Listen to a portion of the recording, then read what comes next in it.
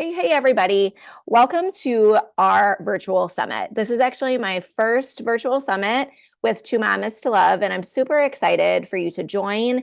I am going to be also recording some sections as well on posting them on YouTube for replays. So if you want to check it out, be sure to check out my platform. I'll post all the updates on the summit. And I am just so glad that you're here because community is so important. Us moms need community. Us parents need community. We need more love and we need less shame, less feeling like we need to do it all.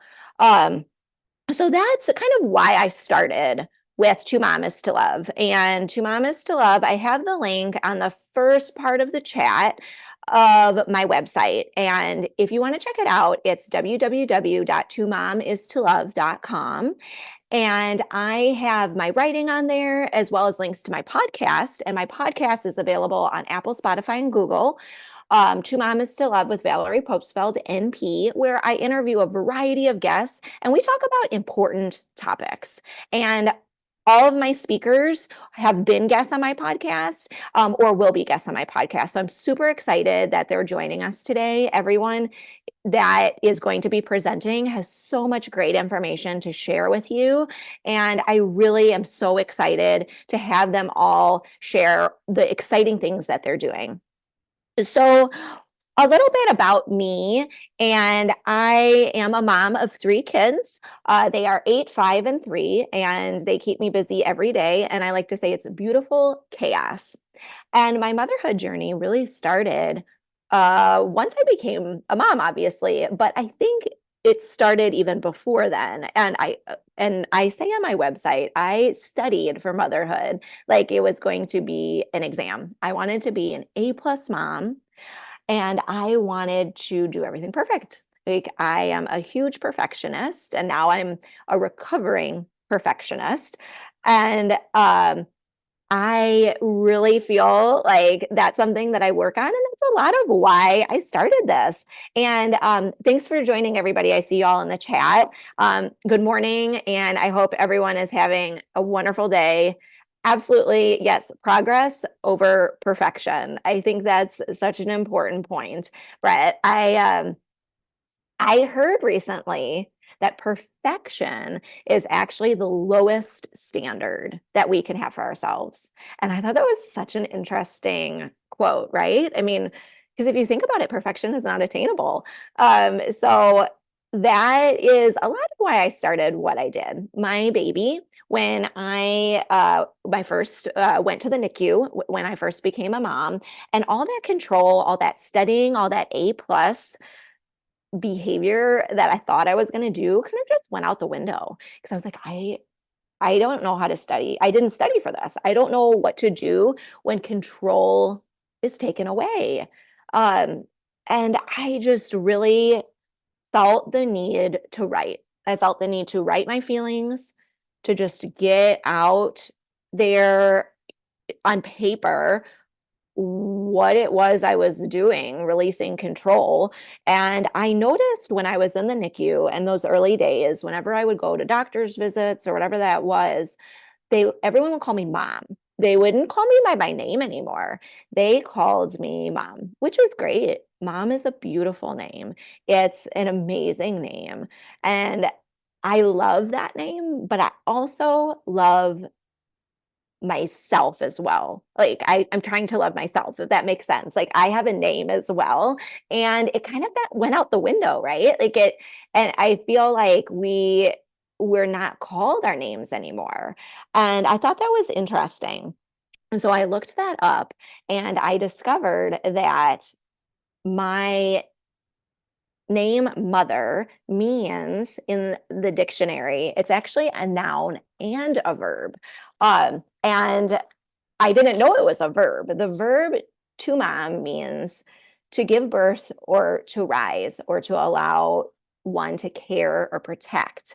And I thought that was so intriguing because it's like, well, what gives birth? What allows one to rise, care, protect? And that's love. And so I can go about my day with this thinking that I have all the answers, that I can be this A+ mom in my title mom. When I try to be mom as my title, I have expectations of myself, like that A+ expectation, or society has expectations of me, or whatever that may be. But if I try to live by my verb, that to mom verb, to love, and continue every kind of moment that I can remember that in love, I think that makes so much of a difference, that paradigm shift, because a lot of times I feel like I either act in fear or act in love.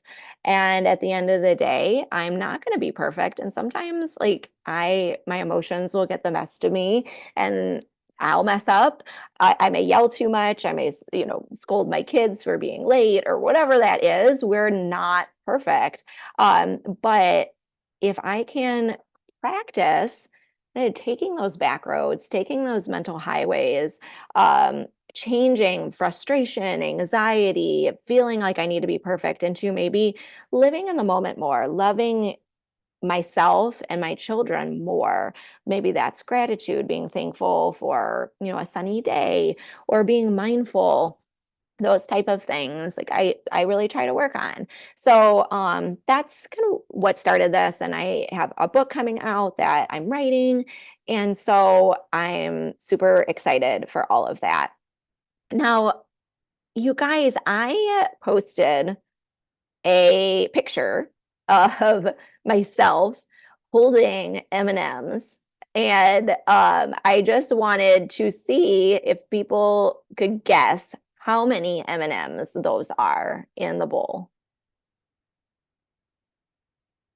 And I'm not good at this kind of stuff, but I counted them out. This is a while ago I did it. But it actually, I have the number here. It is 3,652 M&Ms. And that's significant because that bowl is a decade.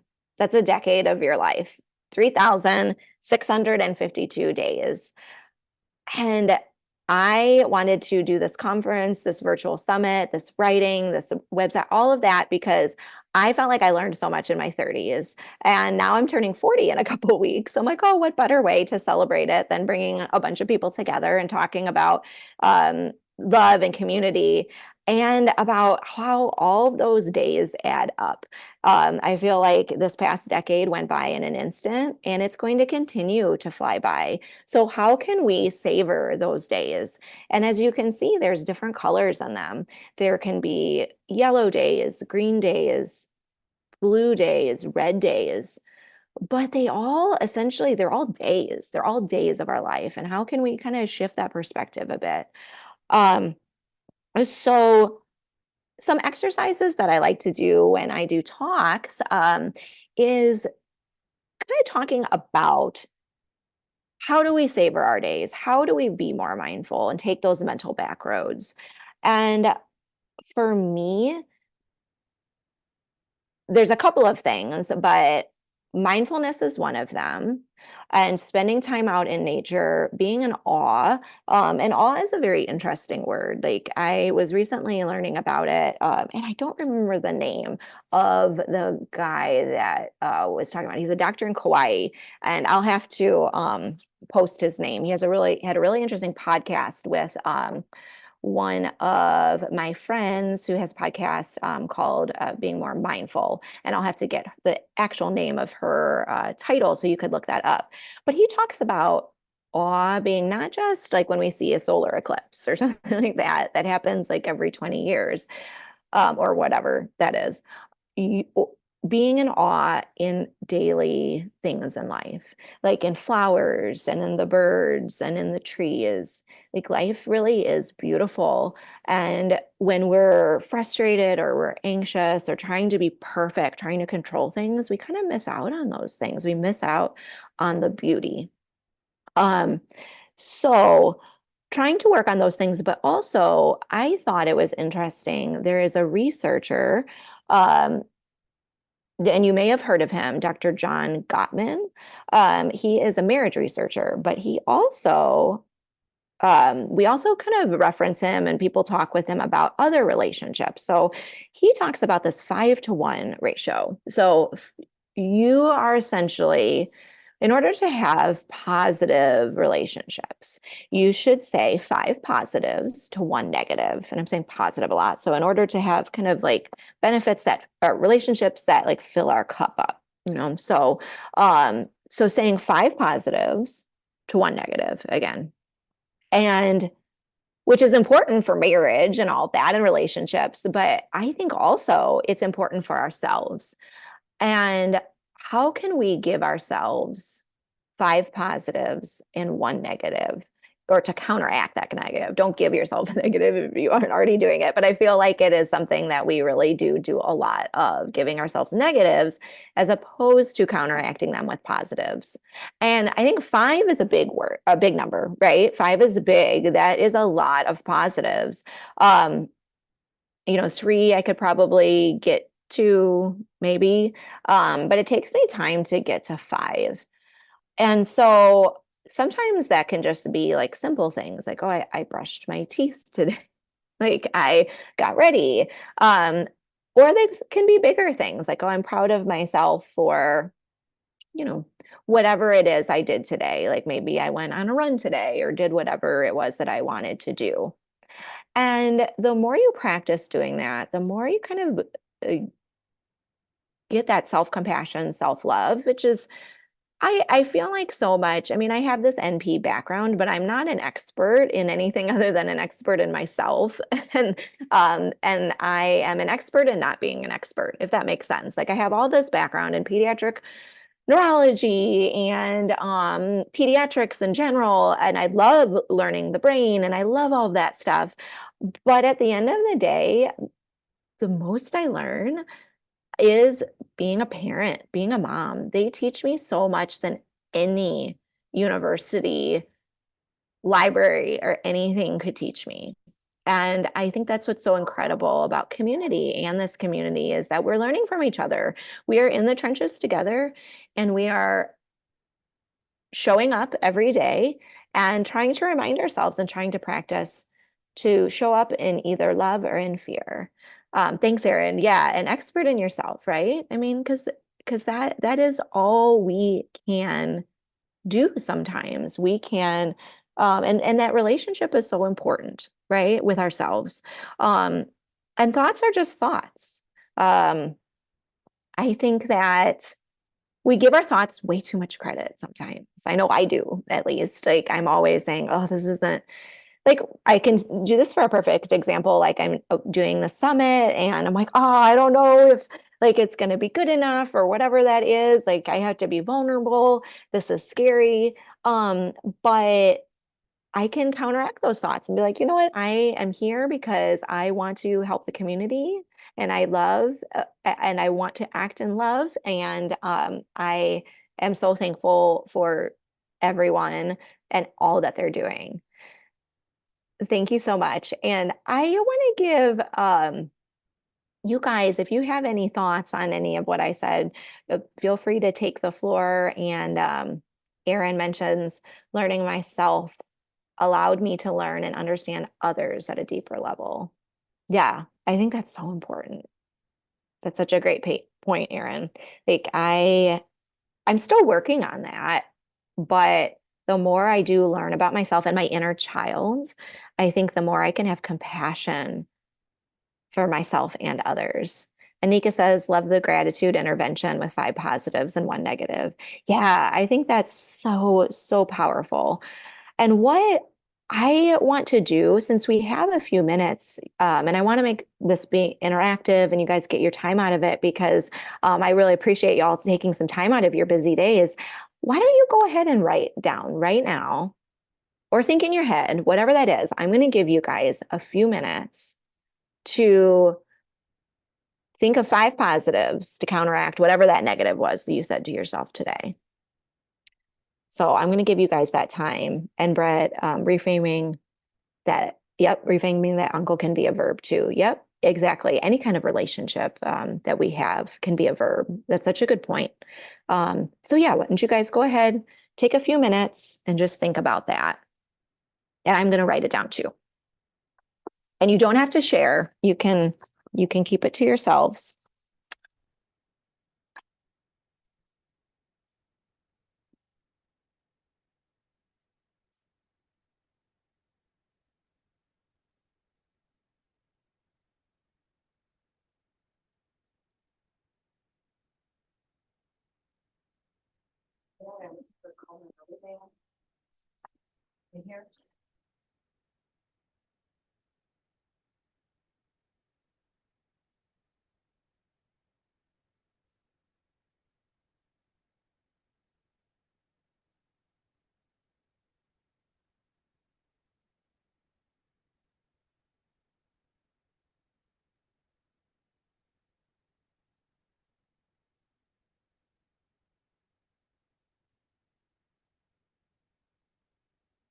Okay. I'll give you guys one more minute to write down 5 positives to 1 negative, or think in your head.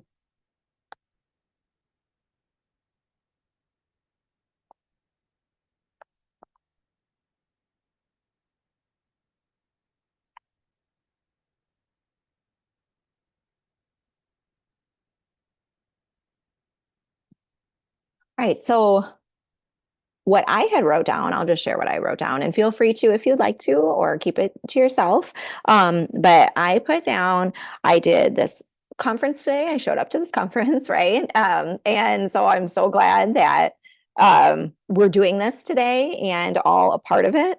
And then I got the kids to school on time. So I'm glad I was able to get the kids to school and get onto the conference on time, because I was really concerned about that, you guys, at first. I'm like, oh my gosh, what if the Zoom doesn't work? What if whatever that is? And then also I got outside. I didn't get outside yet today, but I got outside yesterday and I'm planning on doing that later.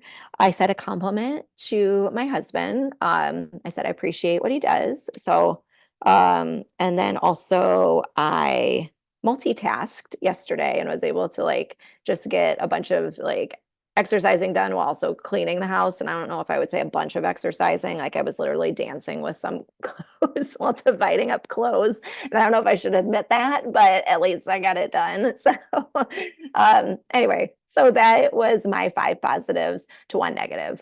But all this to say that it's helpful for us to reframe our thoughts, because again, thoughts are thoughts. And for survival purposes, we do think more negative. We do tend to think more negative about ourselves. And because it's more important for us to remember negativity.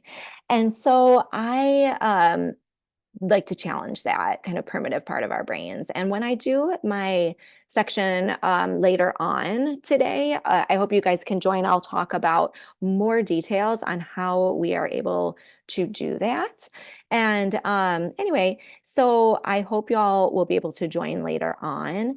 And we are going to have our next speaker coming up at 10:30 Central Time. And Dwight Hurst will be our speaker that's coming on in a few minutes. So I'm going to be super excited to talk with him. And so with that in mind, I am going to see if there's anything else that you guys have questions for me on. And otherwise, we'll kind of keep going on my section when I talk later on.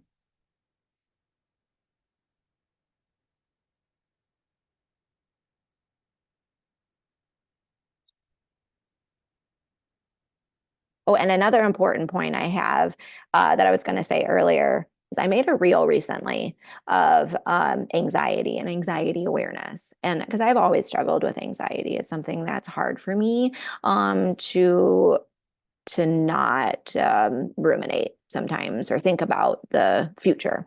And according to the National Institute of Health, anxiety is the #1 mental health issue amongst American women today, which I think is just wild. 18% of the US population, or 50 million people, have anxiety. And I thought that it was just so incredible that there's so much out there. There's so much, like we're like our own worst enemy, because I think that's a lot of my negatives of, oh, this isn't going to be good enough, or you're not going to be good enough. And sure, Erin, yeah, I'll definitely repeat that again. So, according to the National Institute of Health, anxiety is the number one mental health issue amongst women today, which is about 18% of the US population, or 50 million people. Um, and according to Dr. Bourne, about a quarter of the population in some time in their life will experience some sort of anxiety. So I think talks like this are so timely to be able to address these vulnerabilities we have, these worries we have, these concerns we have, and know that you're not alone. Like, you are not alone. I think that's so important to remember. I think sometimes I can get really in my head and think like worst case scenarios or whatever that is. But to know that other people are also kind of thinking those things, and to talk about them, get them out in the open. And Dr. Barbara, anxiety is prevalent. Yes, it really is. I think, well, I'm going to do a shout out to Dr. Barb. She has her dog Carmel, and she has works on education and working with pet therapy with education. And I think that's so interesting that when I look at my dog, or I look at horses, or like feel like do horse riding, those type of things can be helpful for me. Drop in the chat what type of things help you with your anxiety. Is it talking with someone? Is it getting in nature? What other things can help you when you feel like you're worrying too much?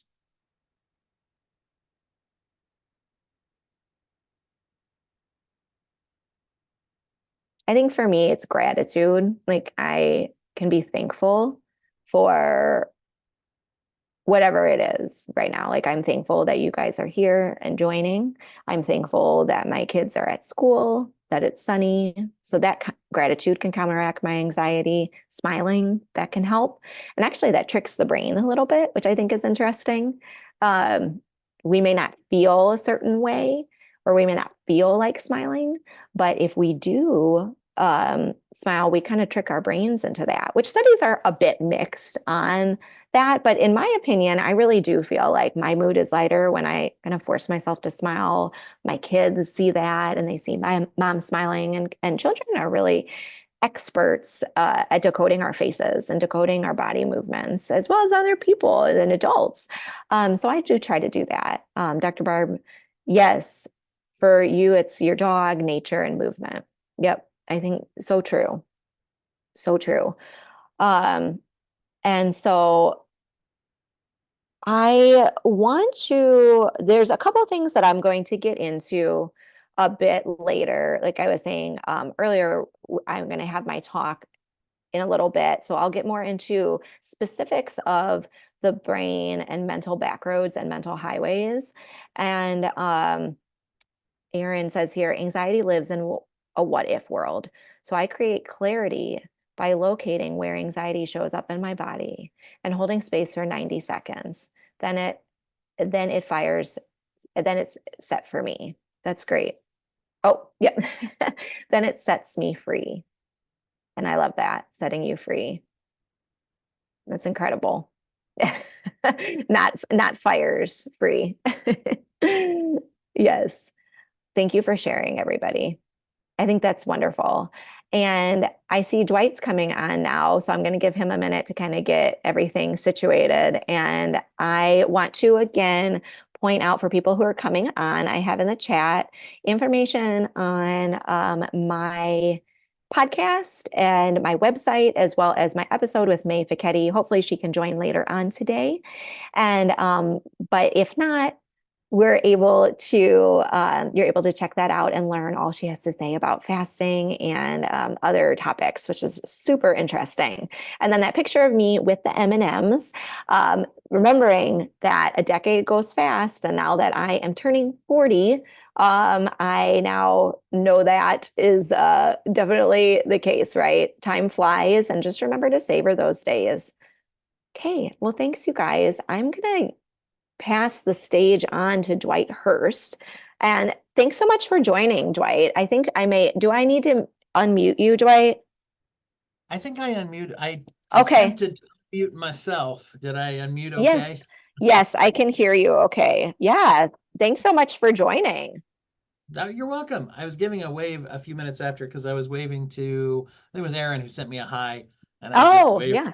And then I realized I could respond in the chat. So it's only like, it's not like I use Zoom 4 times a day or so, on average. I'm There you go. figuring it out. That's awesome. Yeah. Well, Dwight, thanks so much for joining. Oh, sure. I Really excited. I'm so grateful that you invited me. But being on each other's podcasts is one of I don't know, one of the cooler experiences I've had with podcasting, and so that it was nice to be invited to do more with you. So this is great. Yes. Oh, it's incredible. I love your podcast and I love all that you're doing for mental health. And Dwight and I had talked about on your website, you have that sandbar. I love that sandbar on your website, Dwight. And remind me where you took that picture. That's actually at Yellowstone National Park. For those who are familiar, I grew up in the East Coast area, and so I had never been there till I went as an adult with my families. I live in the West now, in Utah area. And so everybody who lives around where I am is like, oh yeah, Yellowstone, Yellowstone. I had never been there.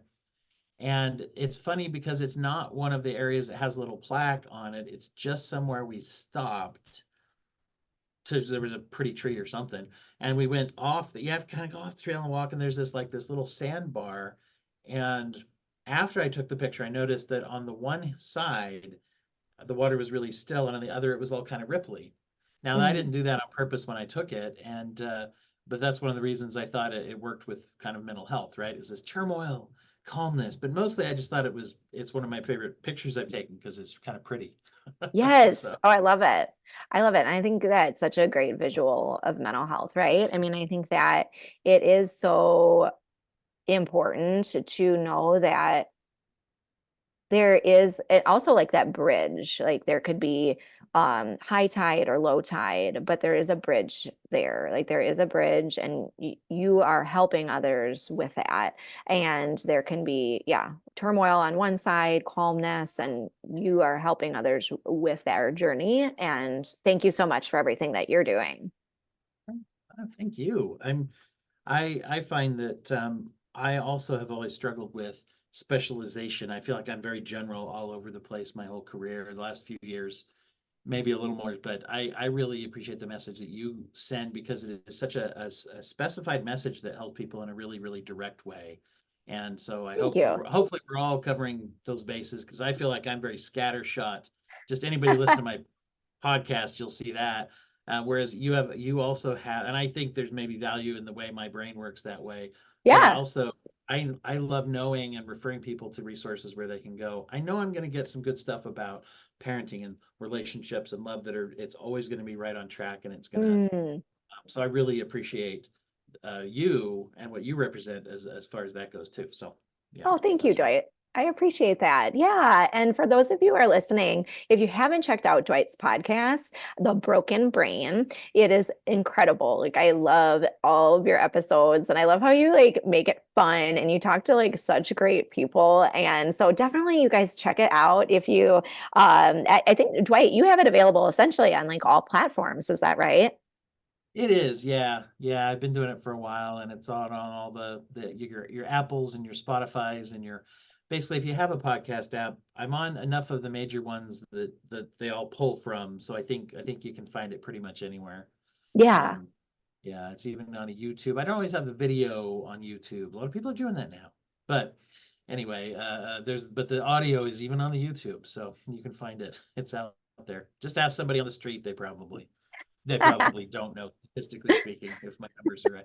But yeah, I try to make it easy to find. That's awesome. Well, Dwight, tell us, let's first Oh, get started with telling us two truths and a lie about yourself, just to kind of get to know you a little bit more. I was really grateful that you had mentioned that might be a thing because I'm all that. As soon as I ever hear two truths and a lie, my brain goes like, it's like shut off, and then I can't. So I thought I was able to think about it beforehand. So Well, uh, yeah, well, good. Yes, you were able to prepare for it. no, so Don't ask okay, me so because I didn't prepare. So, Hey, you just had to know the questions. That's the Yeah, good thing that's about right. being Yeah. in the interviewer chair. Yes. Um, that's what people don't realize, those of us that start podcasts. That's one of the reasons we can get other people to talk. Yeah, there you I go. okay, so I'll go ahead. So here's three things about me. Okay. One of them is that I used to work at a technical college, and not surprisingly in a college counselor position. But during that time, I also was able to serve as a model for manicures. So for to demonstrate what a manicure should look like. So that's one fact. Mm, Another about me is that I'm a big baseball fan, and in fact, I've been able to go to spring training in Florida twice in my life with my father, once with my father and once with my father and my son. So mm. my father was there both times, if you do the math on that. The third fact about me is that I'm currently, for the last year or so, have been learning to draw, and it's something I've messed around with here and there, but I'm actually taking a couple of those little learn to draw classes um, that you get like on your feed. You all will get this on your advertising algorithm now that I said it out loud. Your phone heard me say that, and you're going to get things through these little courses that are real cheap. Oh, Turns there out you that go. they're worth at least what you pay for, but trying to learn actually how to draw in a way that makes it sort of turn out to look good, and that's something I've been very excited about in the last year or two. So that's three. Mm. I like that. I'm gonna maybe say the first one. Wait, when you said manicures for like a hand model? It makes it sound like that. Yeah. So I'm like, So, like, I'm I'll just trying see to, your hands. hey, oh no, yeah, I better not. That probably won't help the case. Let's see, do you want me to say? Yes, tell me. Okay. So actually, is that the one I said first? Yeah, it was the college one. That one's actually true Okay. because as a counselor, we all had specific programs. And I was the counselor assigned at one point to the cosmetology program. Oh, okay. And so the instructor they had a whole section that was nail technician. And so I was down in that program a lot. You might just say there was a lot of drama in that program. Not not that sounded like I'm slamming cosmetologists. It was actually like a lot of the other people bothering them. That was a lot of what Ah, yeah. happened. We had some trades that had classrooms right next to the cosmetology services center where a lot of dudes kind of came in and felt like it was okay for them to just come in and hit on the students. That was mostly the problems that I found. Oh, yeah, yeah. Anyway, but the nail technician teacher asked me to come down periodically because not a lot of guys came in to get manicure services, and she's like, I have to train my students how to give a man a manicure. Good. So I would go down and they would actually do that. So I wasn't exactly a hand model, but I was like had a few people watching, like, okay, here's when when you're working with a guy, do this. So that Okay. was actually true. Um, Wow, that's awesome. the one that isn't true is I was lucky enough to be able to go to spring training because my dad goes there every Hmm. year after a certain age. He has a little place in Florida. And but I'm not actually a sports fan, really at all. I have a very hard time. My dad's a huge sports fan, but it skips at least a generation, I think. Mm, I just don't have the attention span for it. yeah. Um, I like the idea of it, but if you'd never catch me sitting watching a game of anything all on my own. It would just would never Oh, happen. yeah. Oh man. Yeah, no, I try to. My husband likes college football. So, but I can't, it's hard for me to get into Many a it. Saturday growing up in my home, that was what was happening. Yeah. Yeah. Yeah. If anyone is a sports fan, put it in the chat, or if you're not, put in the chat, but feel free to, this is informal chat too, so feel free to participate in that as well. So My yeah. dad watches golf on TV. So Oh, if anybody golf. can compare with that, go watching golf on TV is like the pinnacle of if you're a sports fan, I mean, that's a, My husband watches golf on TV sometimes. see, So he's yeah. up there then. He's got it. Yeah, I admire the ability to follow. I tried to follow a whole season of baseball once, just because of thinking, could I? And I turns out no. I Yeah. wasn't even able to remember. 3 weeks later, I was like, oh yeah, I forgot about that. Oh, yeah. Yeah. I do That's my remember. ADHD. Yeah. Well, I do remember, I guess, a moment of calm that I had with my second in the not delivery room, but like after delivery, maybe it was like the next day. My husband put on a golf thing on TV, and because it was like where our house was at, like close by where our house was at, where the tournament was. And that I will say, watching golf after you had a baby is kind of nice. I'm not gonna. It was the only time I'm like, It's I can just stare at this and hold my baby, and I'm good. But it's otherwise, I don't know. interesting how I can watch it if my dad is watching it. That's the thing Okay, that it's like that. spring, yeah, when Side I to took that side connection. the spring training thing I mostly did just to hang out with him. But it was interesting as he would describe what he was seeing on the field. It made it much more interesting. Oh, well, this guy's going to throw Okay. this because he threw that last time, and you can tell. And he's not going to want to throw that. Oh, that was. Oh, I can't believe he did that. That was risky. And I'm like, wow, Yes. this is actually interesting. When I know what's going on, turns out that's maybe that's a philosophy or a principle of life. Things are more interesting when you know what's going on. There you go. Have like a narrator with things and or at least Yes, in your that's what I head, need. maybe. I need Yeah. an earpiece with my dad talking in my ear every time I go to a sporting event. There you go. There you go. Yeah. Yeah. Well, that's great. Well, thank you so much for sharing, Dwight. I think that I just it's interesting to learn all these little stories about people because story is laughter and all that is for me at least. I think that's so important. We kind of underrate that, right? Like it's almost like our inner child. Like I think it's helpful to be able to talk about things like this and not be as serious all the time, or at least for me. I agree. No, Hmm. that's actually one of the things I really like about therapy and about is that you're really working with people's stories and you're working with experience. Really, we're all working with our own in a way. Coming from when I was trained in graduate school, we talked a lot about treating the client as the expert, meaning that they're the expert of their own situation. They are the specific Mm, expert in the room with the therapist, who is maybe a general expert of other things, right? And so you've got two experts working on a problem. And the most powerful way I find access that is we're all trying to tell our own and understand our own story, right? And yes, so a therapist listening to someone's story and then trusting them and then kind of trying to help discover that story as we go, right? And then playing an active role in that story. absolutely. Absolutely. I think that's, yeah. Yeah. And Dwight, what have you seen? Like, I know some of your episodes, like you've talked about EMDR and as well as like trauma work, grounding techniques. And I was touching base before you came on anxiety.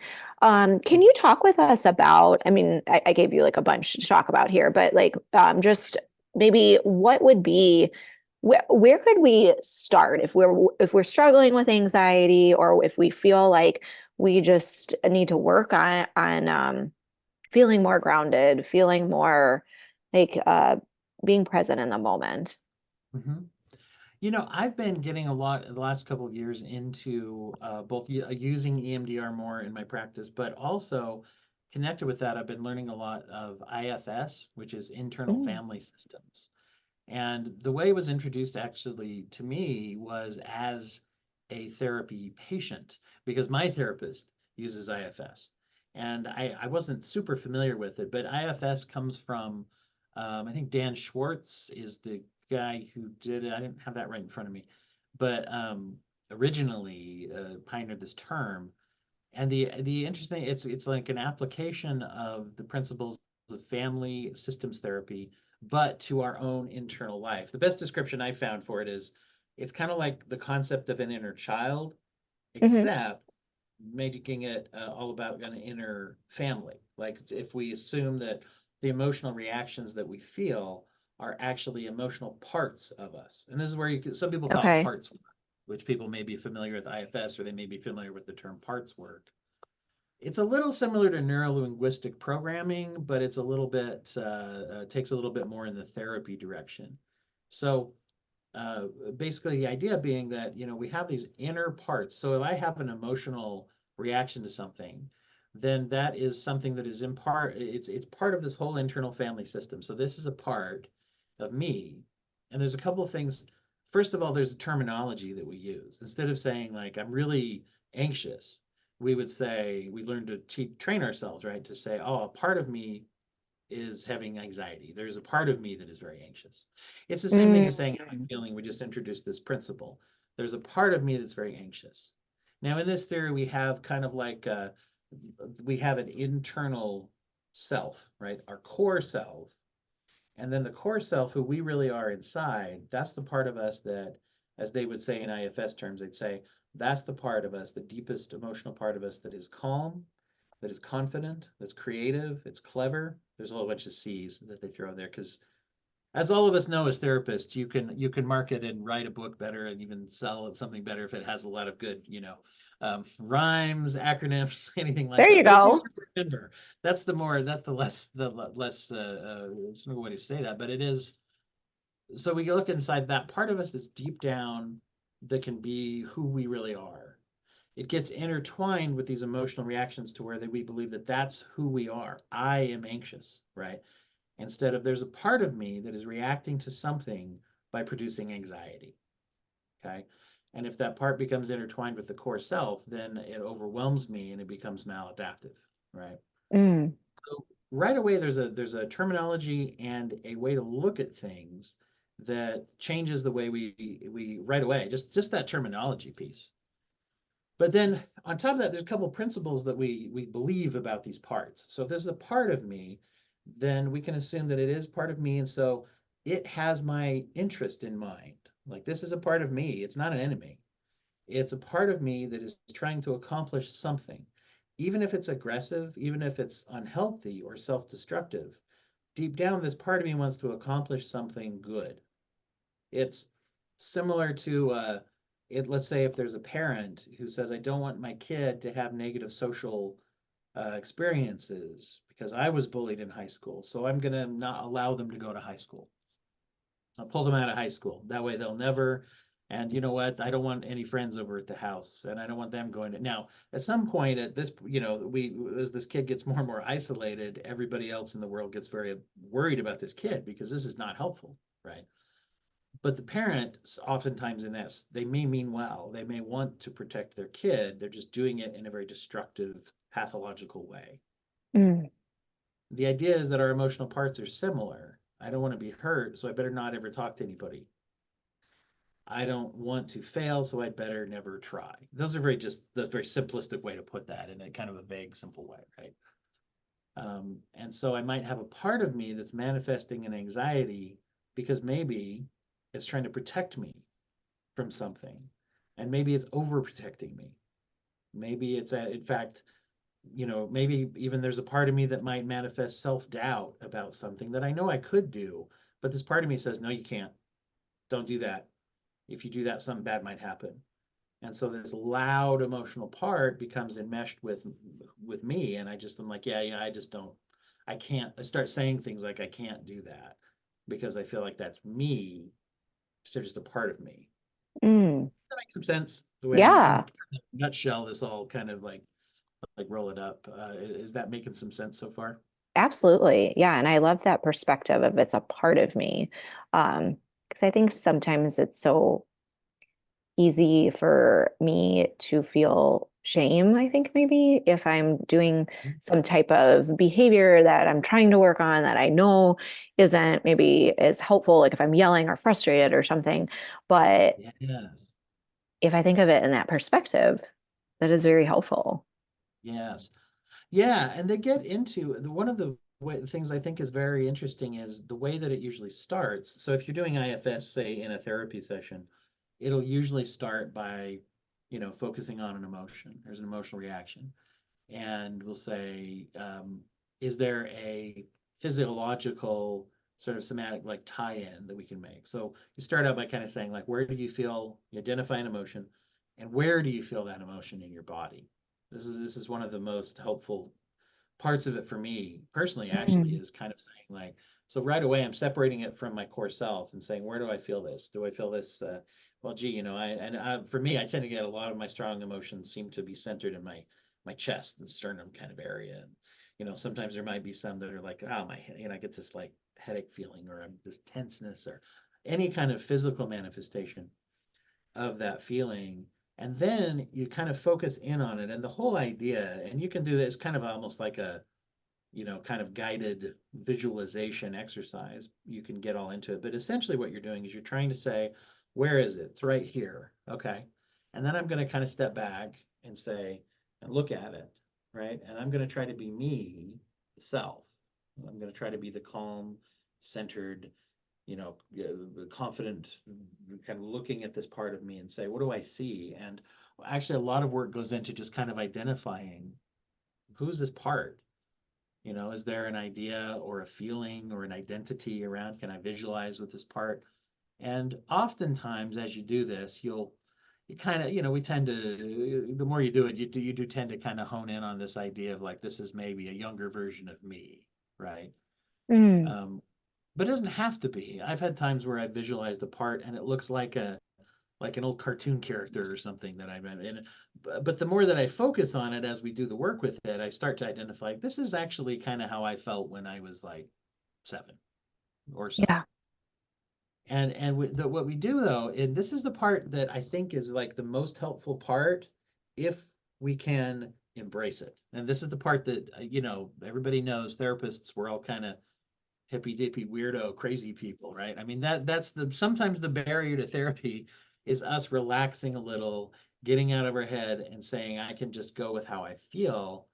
And so this part is where we actually will dialogue with this part of us.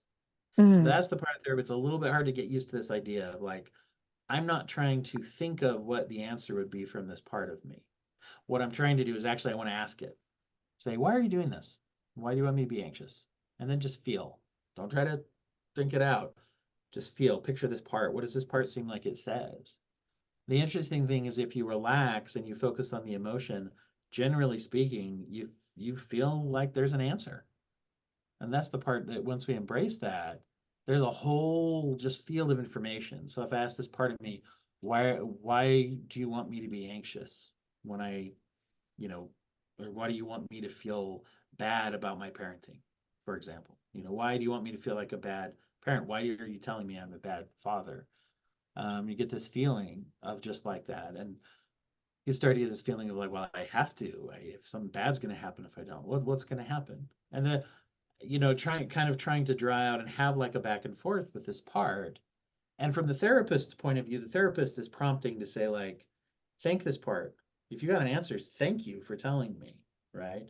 Mm. You might even take a minute to look and say, how do you feel about this part? Maybe the self, I look at this part and I'm mad. This part has been making me feel like I am a bad parent and I hate it. I just wish it would go away, right? Well, there's a Yeah. relationship issue there, right? Or maybe I look at this part and it hates me. It's mad at me. Now it really is trying to help, but it's mad at me right now. We don't have a good relationship, right? Or maybe I look at the part and a therapist might say, like, how does this part react to you when you look at it? Maybe it's like sad. Maybe it's like hopeful. You're finally paying attention to me. There's all kinds of reactions we can have, right? As we're going through this. So the Mm. therapist might say, let's ask this part, what would happen if it stopped performing its job? If it stopped telling you you were a bad father, what would happen?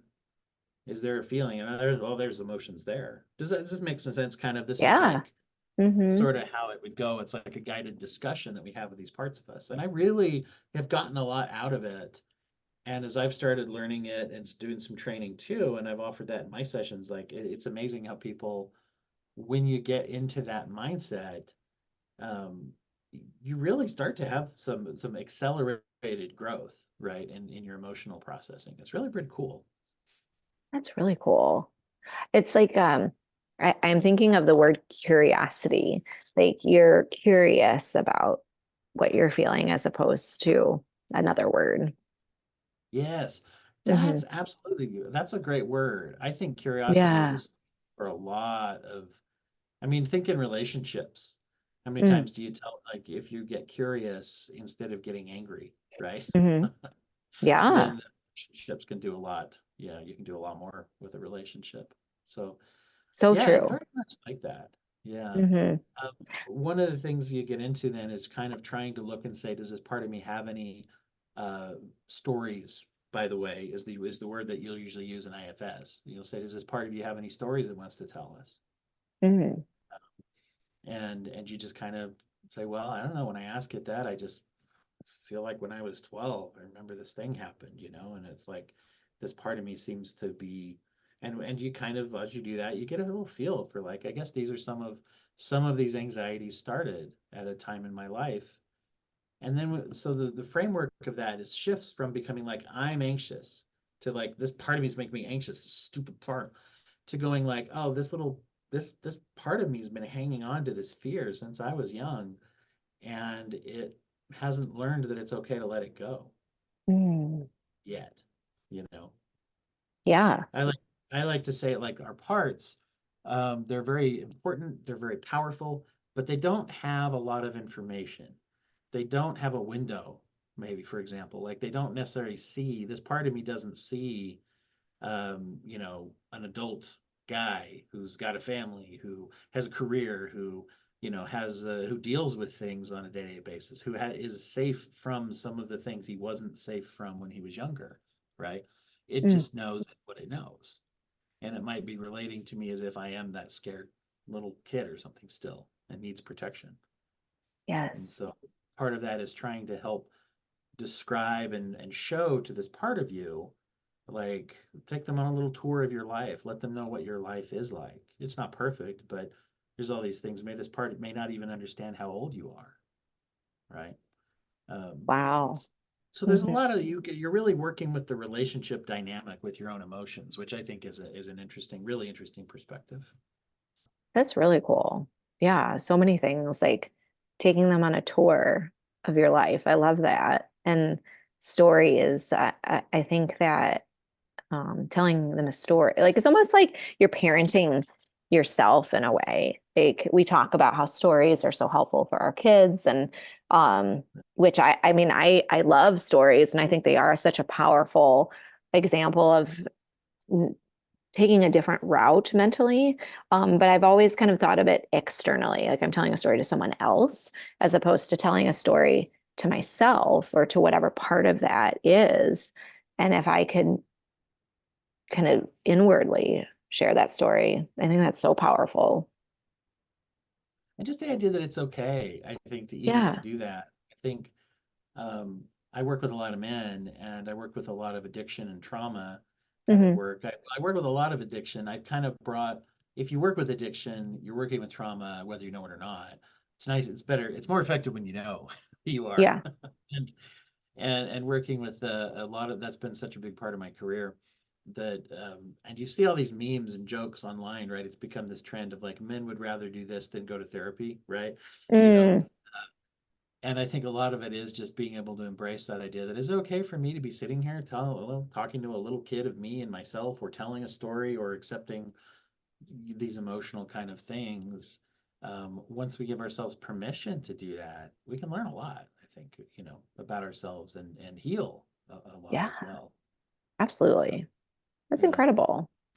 Now, Yeah. Dwight, as we wrap up here, I mean, we just have like a minute or two. I just want to give you the opportunity to leave whatever you'd like with our listeners and let us know how we can find you. I put in the chat a link to your podcast, your website, as well as our episode that we recorded a while ago, which I loved your little Simpsons talk that you had comparing who you liked on The Simpsons and all that. So check it out.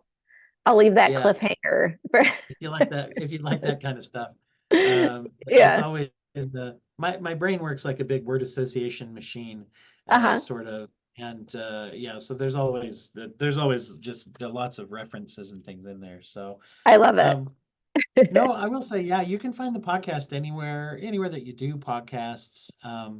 I am not as active on social media posting. I do have an Instagram. I did start a TikTok a little while ago, and I need to figure out, if get myself to use it. On Instagram, broken brain, and most on Twitter I'm break a brain as one word. Broken brain wasn't available on Instagram, neither was break a brain, neither were lots of things. So I finally settled on the name Brainiacs Ahoy. So that's at Brainiacs Ahoy. You can just go to the website though. dwighthurst.com/podcast is where you find all sorts of things. I'm trying to keep also an active, like put up some little surveys and things. I've been trying to bring a lot of resources as well.